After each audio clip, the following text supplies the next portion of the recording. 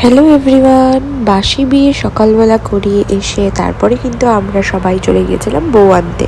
কিছুক্ষণ বাড়িতে রেস্ট করার পরে আমি রেডি হয়ে তারপরে গিয়েছিলাম মন্দিরে গিয়ে দেখি দাদা দিদি অলরেডি চলে এসছে। আমার কিন্তু একটু লেট হয়ে গিয়েছিল আসতে।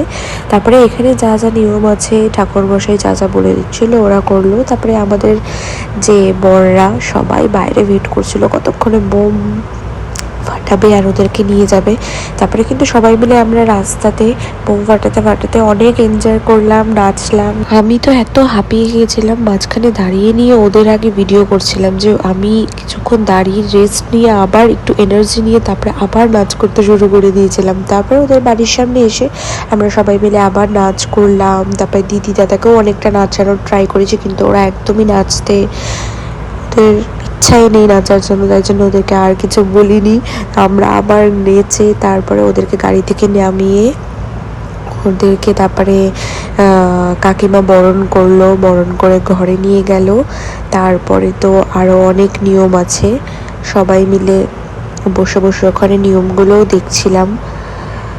বিয়েটা প্রায় শেষ হয়ে গেল দেখতে দেখতে, আবার রিসেপশনের দিনের জন্য অপেক্ষা। তো তোমাদের যদি এই ব্লগটা ভালো লাগে তাহলে কিন্তু আমার ব্লগটা অবশ্যই লাইক করবে, কমেন্ট করবে, শেয়ার করবে। দেখা হচ্ছে নেক্সট ব্লগে তোমাদের সাথে। আজকের জন্য টাটা, বাই বাই।